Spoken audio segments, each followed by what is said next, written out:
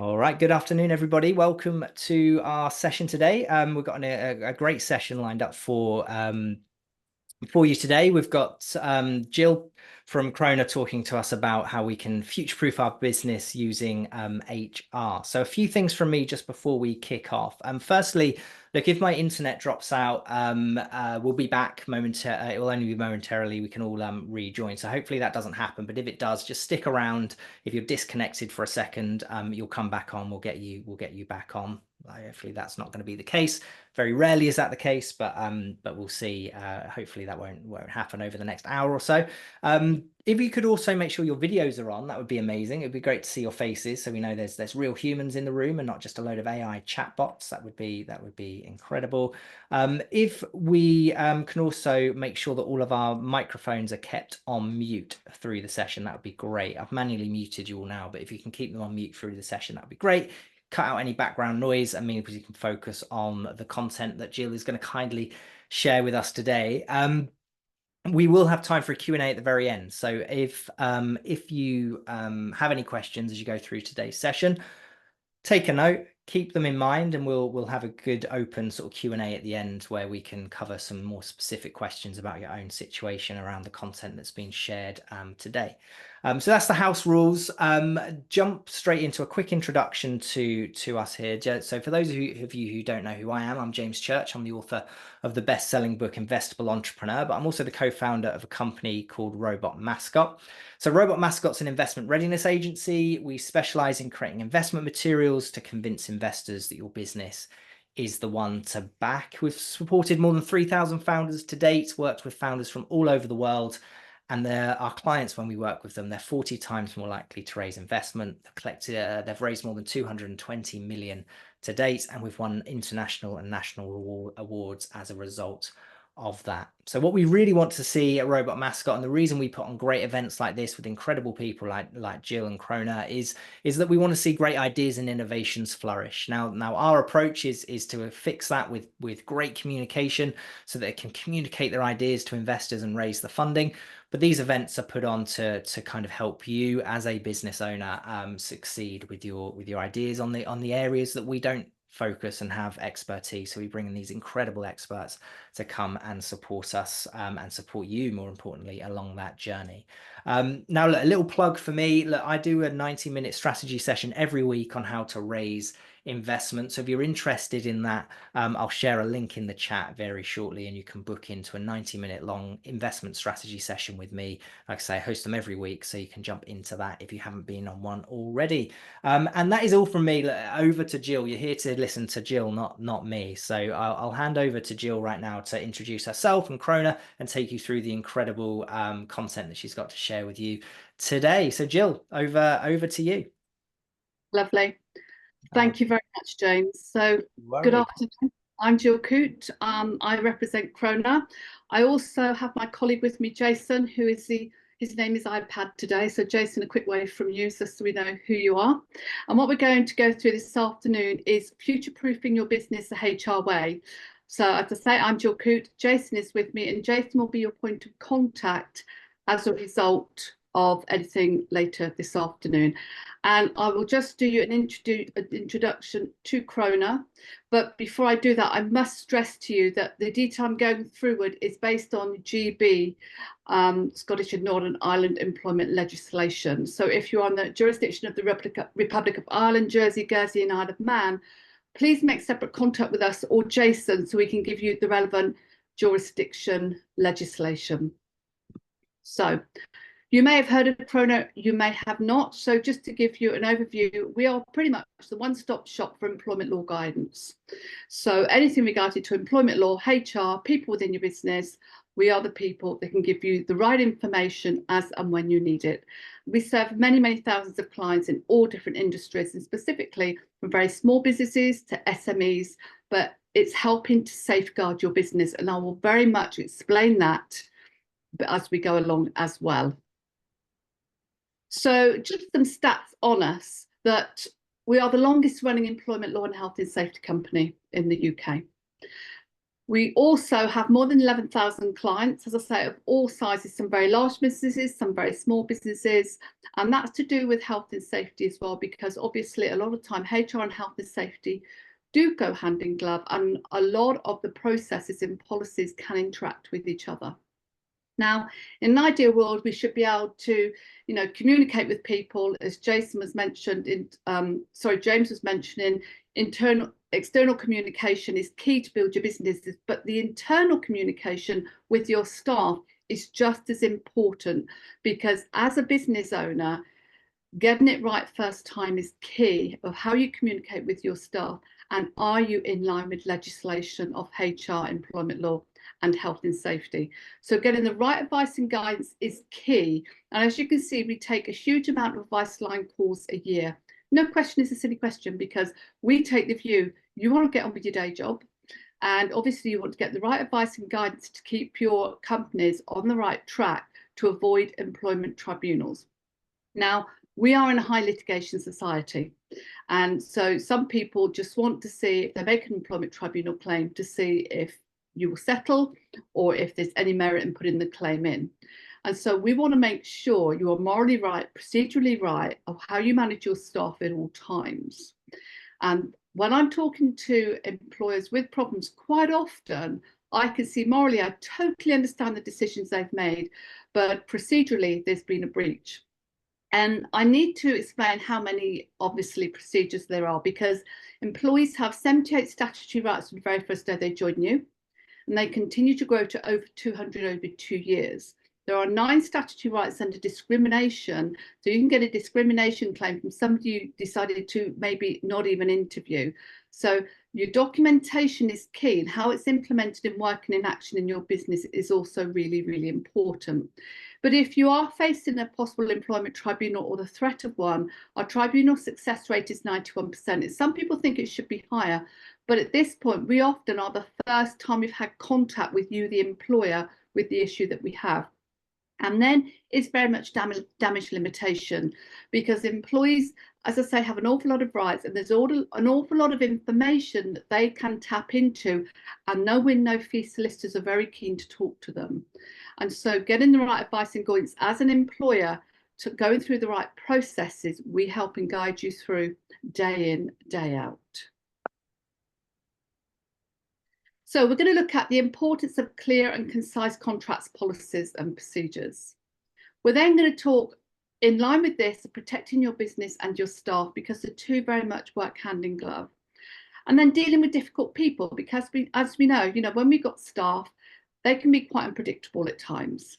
And so dealing with difficult people in line with what you have embedded in your business. And then finally, is your documentation up to date? Because that's also very, very important. So first of all, contracts of employment. So if you have somebody you're going to employ, the very latest you need to issue them a contract of employment is the very first day. For companies I look after, I'm very keen for them to have the contract of employment and return it to me before they start, because that way I am setting out what the contractual terms are, because a contract is on both sides for the employer and the employee.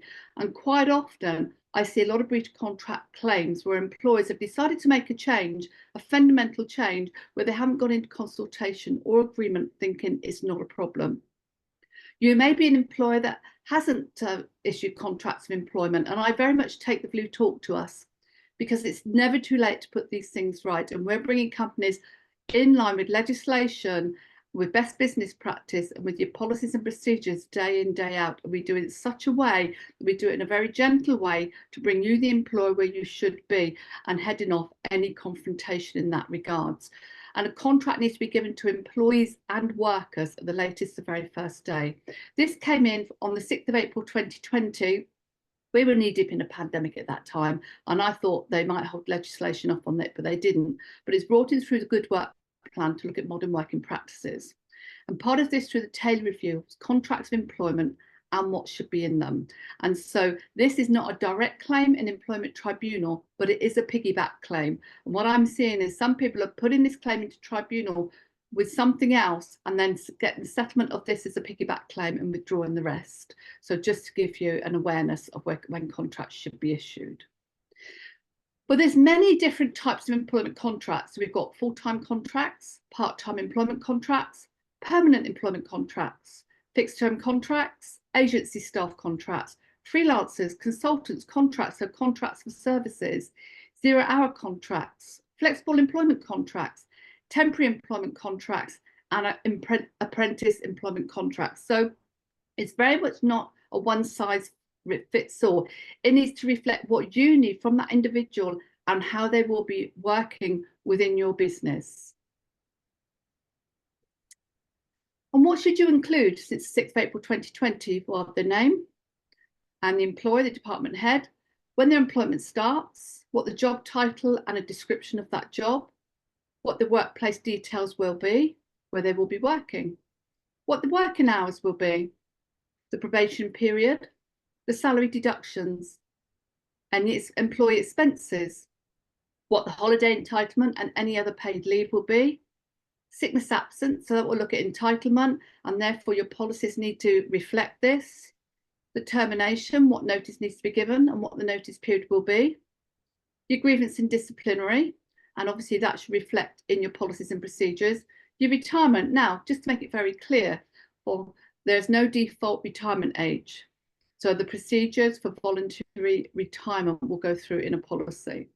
Severability clause, and to ensure that each clause is independent. So if one does not apply, others still apply. And what prior agreements there are.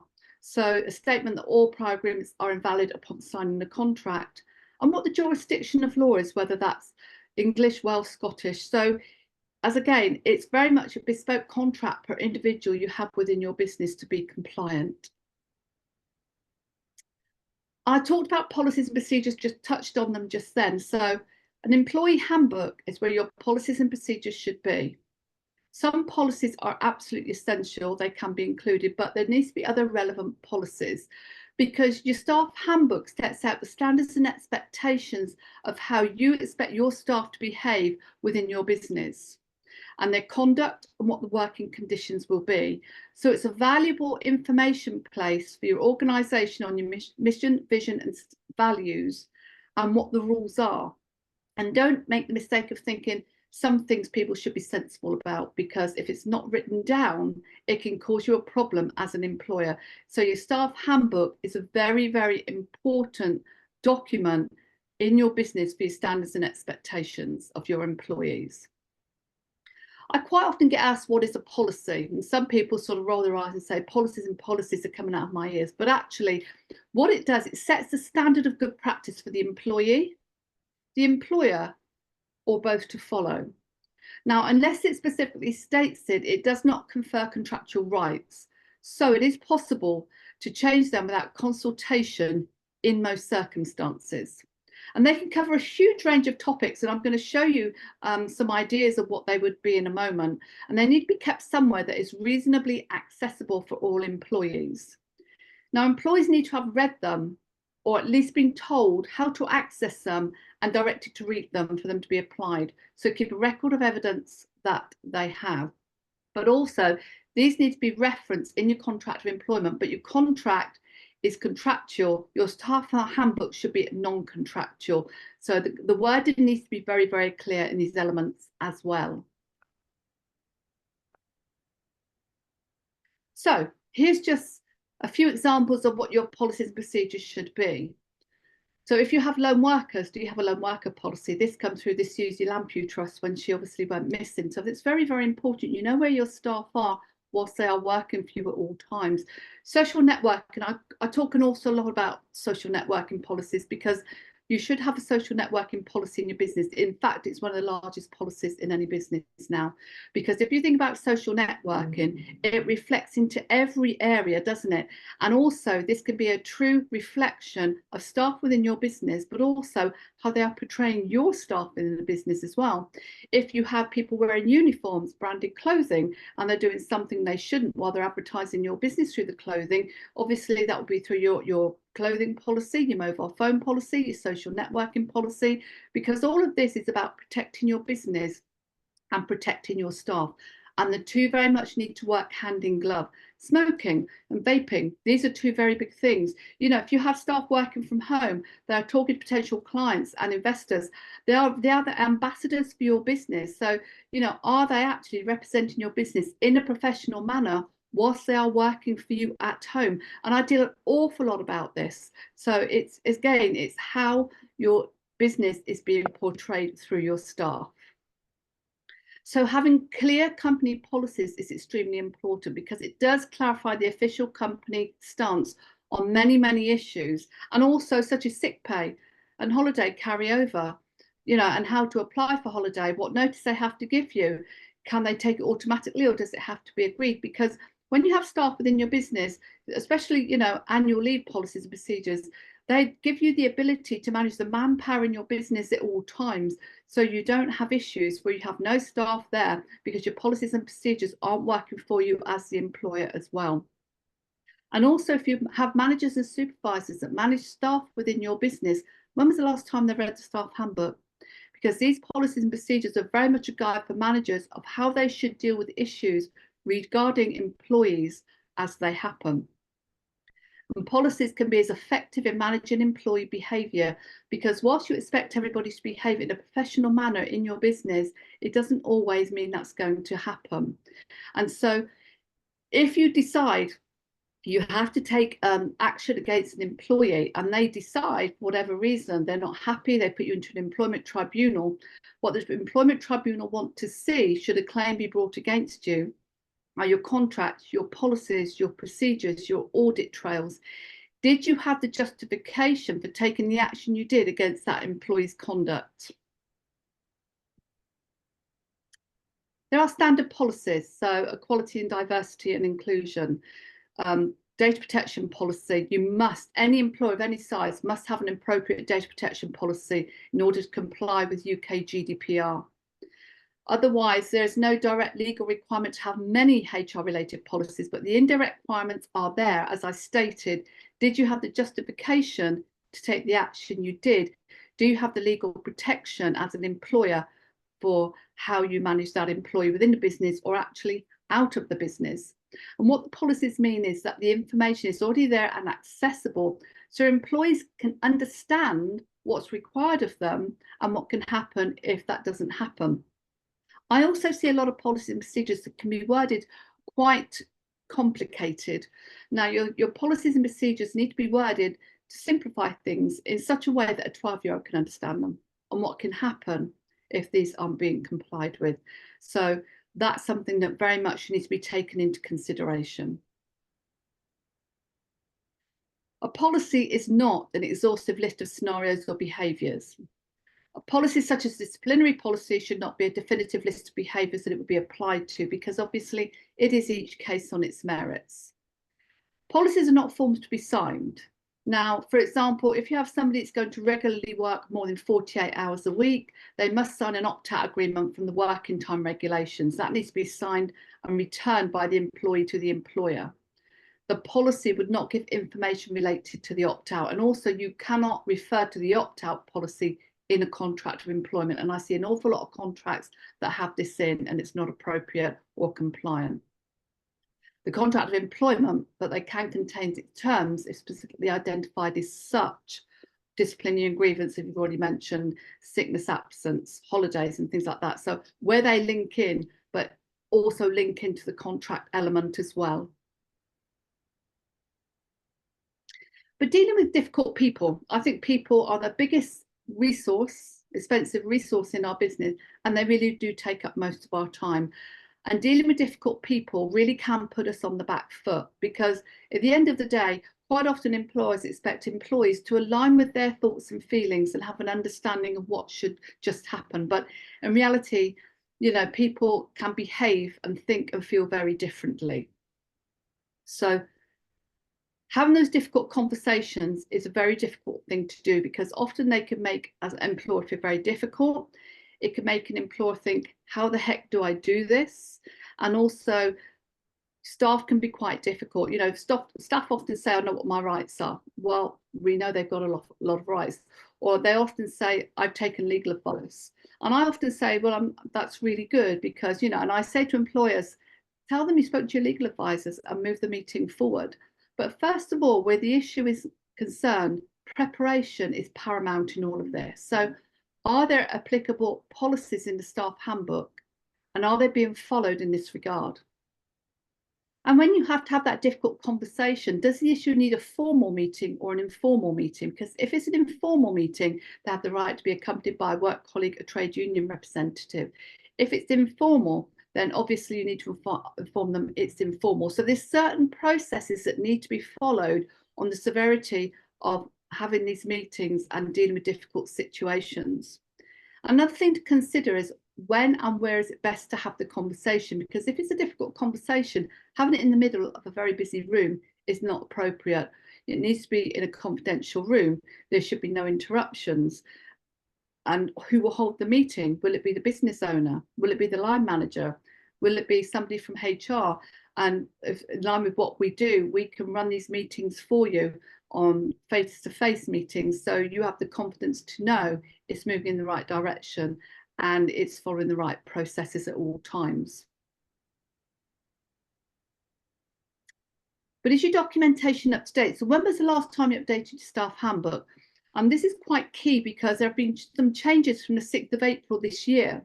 First one is carers leave. This is a brand new right that came in on the 6th of April. So have you got a carers leave policy? What that actually means is staff with caring responsibilities can take up to a week's unpaid leave per year. They can take it in blocks of half a day or a day. They have to give you double the amount of notice they want to take, or 3 days notice, whichever is the longest. But what about, do they have caring responsibilities? So that could be somebody they care for through illness or injury that will last more than 3 months. It can be somebody who has a disability that's covered under the equal opportunities.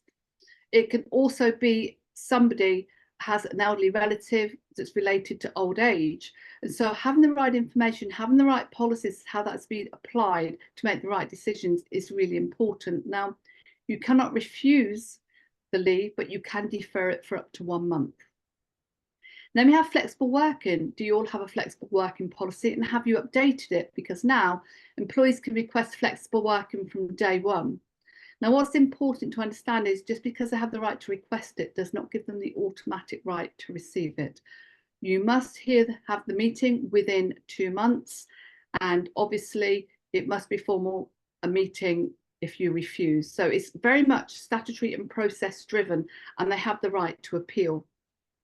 So that's something else that's changed. Another thing that's come in is extra protection against redundancy. If you have somebody that's gone on maternity leave on or after the 6th of April this year, or returning on or after the 6th of April this year, they have extra protection against redundancy for 18 months from the date of the birth. And what that means is, if as a business you are going through a redundancy process, you must look at a suitable alternative vacancy in preference above anybody else for that individual. So just to let you know about that. That also applies to people with shared parental leave. And then there's paternity leave. Have you updated your paternity leave policy? Because obviously this is a statutory right they can have. Now, the amount of time that can be taken hasn't changed, but how it can be taken has. So they can now take paternity leave in blocks of 1 week at a time. So they can take 2 weeks. They can take it any time up to the 12 months after the birth or adoption, and they only have to give you 28 days notice. So again, all these things need to be through your policies and procedures so you can manage this effectively, and you're ensuring you're complying with the statutory elements at all times. Because in all of this, it's very much protect your business and protect your staff, and the two very much need to work hand in glove. Because even before somebody comes into your business, your documentation is key. Do you know if any of your staff have any health issues when they join your business? Do you do health documentation that they have to fill out? Because as a business, you want to know, A, if they're safe to work within your business, and B, are there any reasonable adjustments you need to make in anticipation of doing the job? Because there are a lot of hidden disabilities, and often when we think of a disability, by default we sometimes think of somebody in a wheelchair. That's so far beyond what this means. So knowing if people have any health issues, if they're on any medication, are there any reasonable adjustments that need to be made? Because it's very, very important. You're looking at this as an employer and protecting your employees, but protecting your business as well. So that's just another example there. But something else that very much we need to obviously address, we're talking about where we are now, but there's major changes in the pipeline, because now that Labour have won the election, there are significant changes coming into employment law and HR practices on the horizon. And what they did is, when they come back into Parliament on the 17th of July, they said they had the 100-day mandate, where they would say within 100 days what employment changes were going to be made. Now, it doesn't mean to say the 100 days takes up to approximately the 25th of October. It doesn't mean that's when the changes are going to be, but by that point, as employers, you will know what changes are going to be in. And there's also quite a few changes to health and safety as well, and when those implementation dates will be.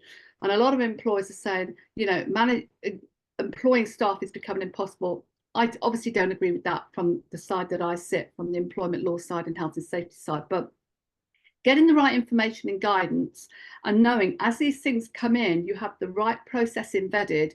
You know, we are with you throughout this process, so we keep you informed of what's to come, and we give you the knowledge and the content to ensure you can implement these changes into your organisation. And I think that's the most important part. If you have contracts, policies and procedures, information, documentation that's up to date, and the biggest thing is working in action in your business, it will still enable you to employ the right people, make the right decisions in the business, and get the correct outcomes as well. And so I really wanted to highlight that, because they're looking to bring in more elements on statutory bereavement leave, the right to disconnect, disciplinary capability, parental leave, carers leave, flexible working.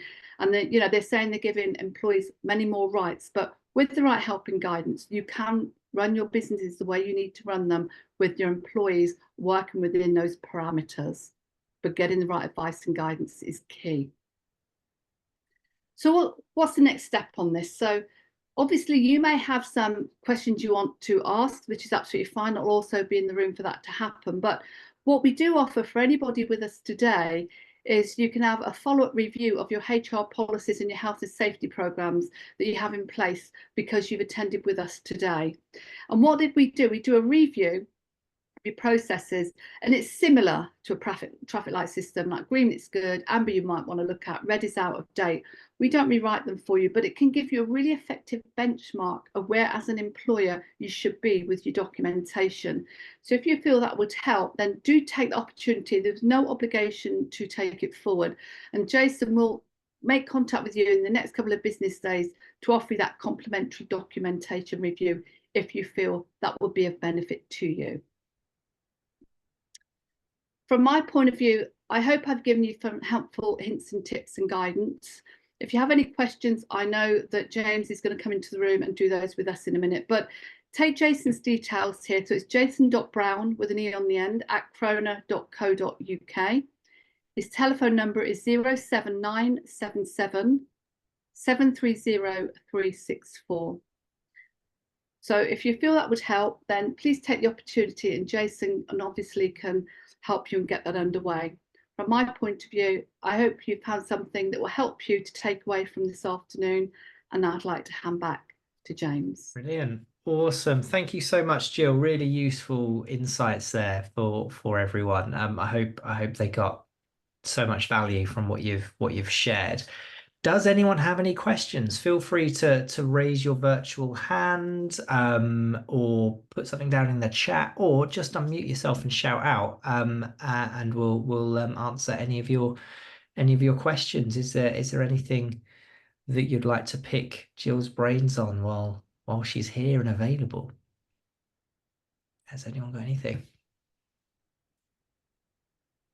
If not, we can all go enjoy the sunshine. But hopefully you've got something to ask.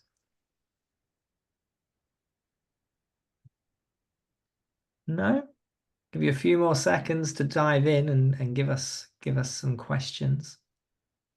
Is there anything, Jill, that what's the most common question you would get asked by kind of a small business owner, startup? What do you feel is usually like the biggest thing you get asked, or even Jason, do you have anything you get asked a lot? Managing sickness absence and managing difficult people. Management.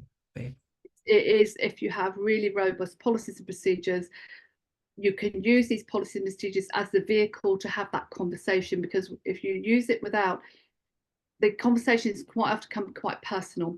And if you use your policies and procedures as the vehicle for the rules in your business, it keeps it much more on the common lines of where employees need to be in line with the rules of the business.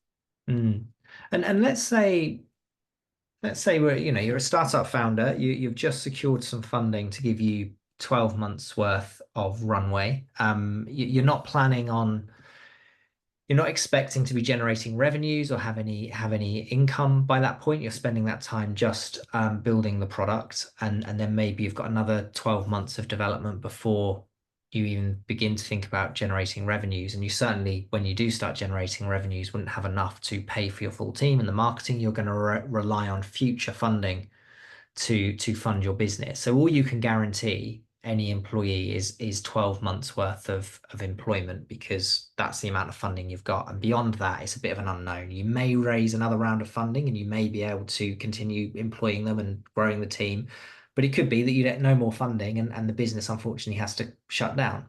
What would be the right approach for a founder like that in terms of their employment contracts? Each case on its merits, but if it's for a fixed 12 months, then you could have a fixed term contract for the period of 12 months. If it's a person that may get ongoing funding, you could make that contract conditional upon further funding.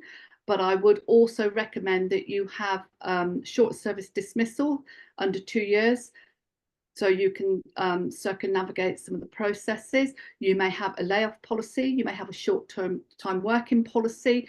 So as the needs of the business change, you can make those changes to your business as you need them, with the staff to be on board with that. Okay. I'm not saying you always like the outcome, but it's No. having those procedures to make those changes so you're not losing huge revenue on your business as it happens. And I think COVID was a classic example of this, that the companies that had short time working, layoff policies, they could make the decisions before anybody knew what was happening or what. I guess I mean, hopefully founders are planned and are planning ahead enough, but I guess there's situations where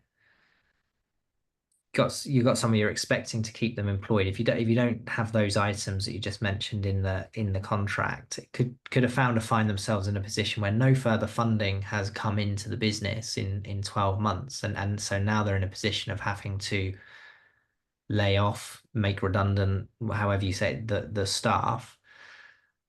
Are they going to be in a position where they have to potentially then pay, they don't have any money in the business, but somehow they've got to pay the notice of that individual based on their contract? This is why contractually, this is where I see a breach contract quite often, when employers, small employers are making those decisions to try and save the business, but actually if they haven't followed the right process, they will end up in an employment tribunal because it's morally right, procedurally wrong. So getting the right advice and guidance of how to do these things and the right wording to use, and that's what we do. We also give you the right wording to use, how to run the right sessions to make sure the right information is going across, and getting from A to B to C compliantly is really, really important. Yeah. So it sounds to me like if you've secured funding and looking to hire staff, there's probably some additional, because that funding has a finite runway and there's no guarantee of the business being able to continue beyond that if you don't raise any more funding.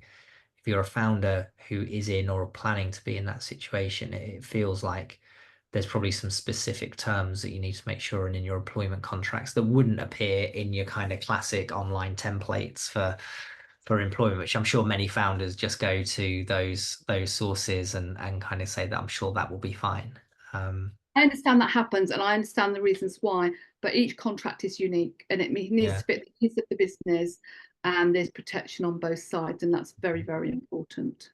Yeah, cool. Good. So we've got a couple of questions come in. So Hugo says, how effective is personality profiling alongside clear policies? It was a bit late to the call, so apologies if that was covered. Do you have do we need to Hugo to unmute himself and expand on what he means there, or do you understand what he's asking for there? Personality profiling has its place, but if you have robust processes for looking for the right fit for your business, then it doesn't have to apply, because it's how you ask people to apply, how you interview them. Do you have an interview matrix?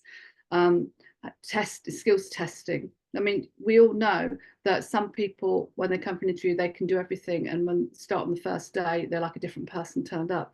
And so it's very, very costly to advertise and recruit and bring on board. And so with the right documentation and right matrices, you are narrowing that risk. Cool. Hopefully that. So Hugo says, thank you, especially the skills matrix as part of the interview. So I think it found that useful. Yeah. Cool. Andrew asks, do you have any advice on equity only contracts based on KPIs? With a startup, it's difficult to set enforceable KPIs with so many unknowns. Have you come across that? Well, a job description is really important, and job description is the key performance indicators, competence and qualities, and any visible task we expect you to do. But also, job descriptions don't stay static. So if the business moves direction, you need to give people the right advice and guidance and the training to move direction with you. And so having that flexibility is very, very important. Yeah, and I would add to that, Andrew. It sounds to me, if you're adding equity in the mix as part of remuneration for employment, whether that's 100% equity in the contract or a portion of it, and it's a salary plus equity. So maybe you're paying below market rate, but they get an equity of the company. Then you would need to look into a vesting schedule that connects to business and or role milestones, which would come into that job description. So then let's just for instance say it is a base salary that's below market rate, but you've offered them 3% equity in your venture, which if you exit for $1 billion valuation is going to be worth a lot of money, right?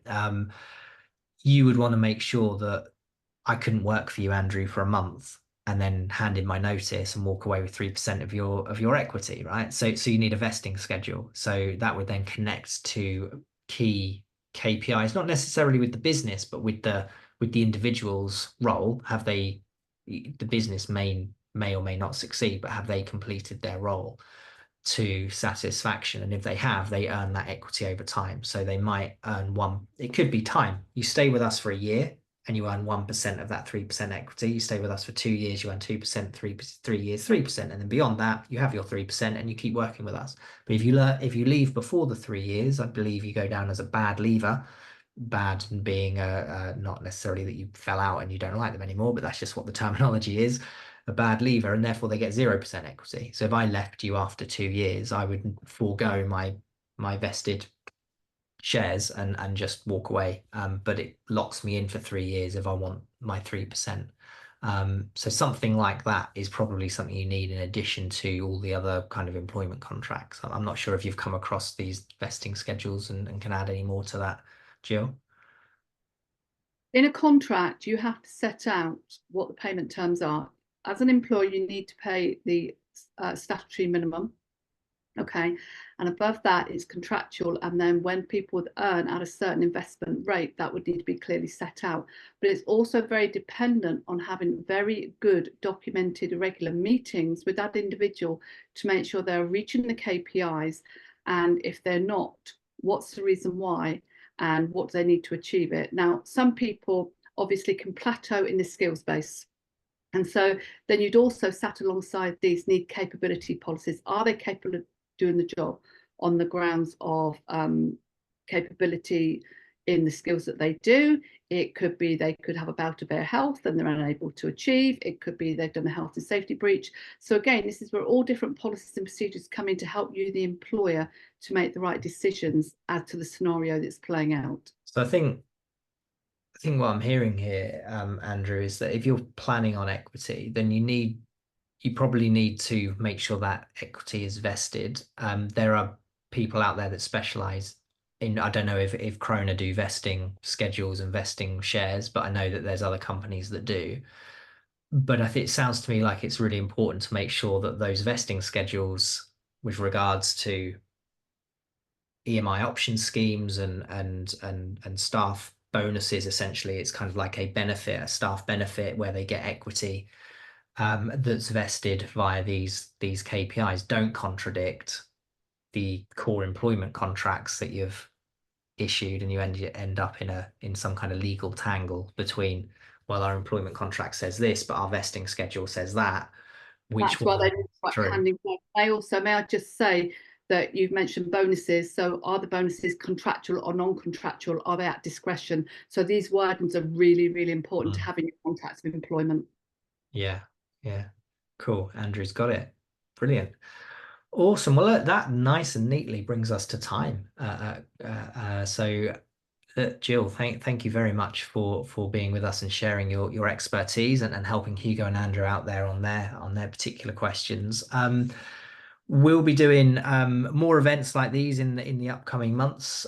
So do stick around, keep an eye out in the inbox for more events like these. And thank you all for being with us today. Massive sort of virtual round of applause for Jill and Croner for being with us and sharing these skills. As I said, they'll be in touch with you after this, I'm sure. I think and I think you've already got the details of Jason, so you can book in any reviews of your documentation that you would like to have. So look, thank you very much for being with us today. See you all very soon. Jill, thank you ever so much. Jason, thank you for being here. And yeah, we'll see you all very soon. Bye. Bye-bye.